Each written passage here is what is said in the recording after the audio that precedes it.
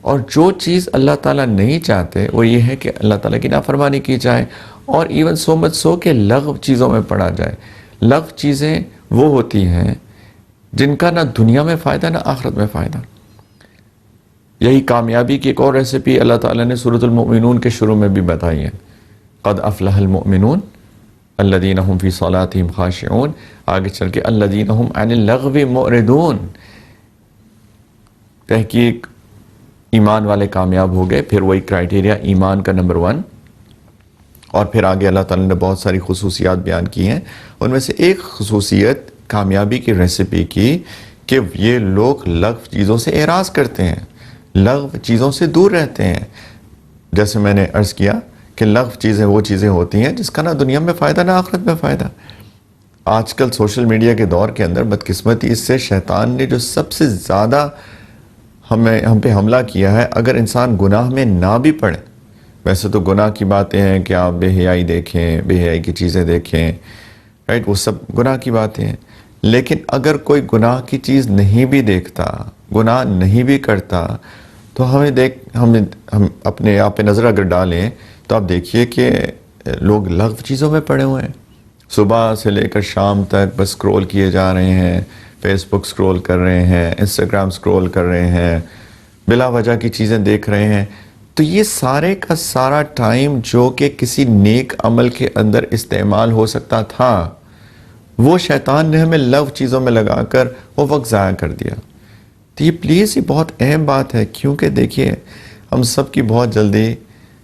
اللہ تعالیٰ کے سامنے حاضری ہونے والی ہے، کسی کا کچھ نہیں پتا کب اس کا وقت آ جائے۔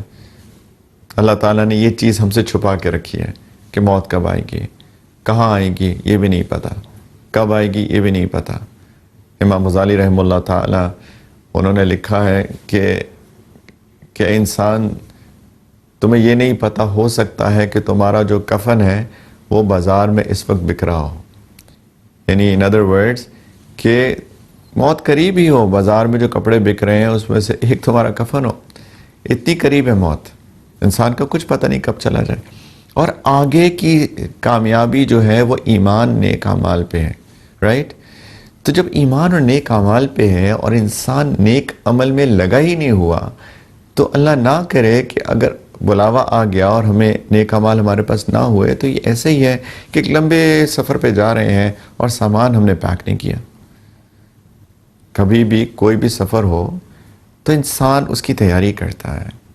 انسان پیکنگ کرتا ہے، اور ڈیپینڈ کرتا ہے کتنا لمبا سفر ہے۔ اپنے ہی کسی شہر میں ہی کہیں جانا ہو تو منیمل چیزیں پیک کرے گا، 2 دن کا سفر ہو چھوٹا بیگ بنائے گا، مہینے کا سفر ہو تو میک شور کرے گا کہ بیگ مناسب بھی ہو، اس میں ساری ضروریات کی چیزیں بھی ہوں، روزمرہ کی چیزیں بھی ہوں، رائٹ؟ جس طرح کا سفر ویسی تیاری۔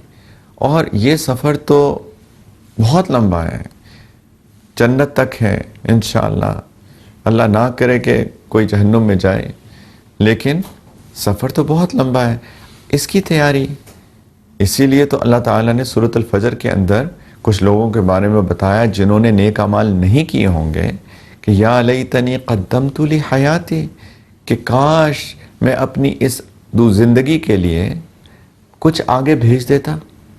کچھ سامان پیک کر لیتا۔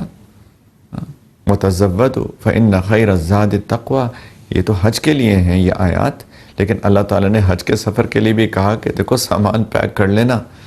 اور سب سے بہترین چیز جو تم ساتھ لے کے جا سکتے ہو خیر الزاد جو ہے وہ تقوی ہے، اور آخرت میں بھی وہ خیر الزاد التقوی، سب سے بہترین سامان جو ہم آخرت کے سفر میں لے کے جائیں وہ تقوی ہے۔ پلیز ہمیں چاہیے کہ ہم اپنے دن کا سکیجول بنائیں اور اس کے اندر میک شور کریں کہ ہم دن میں نیک اعمال کریں۔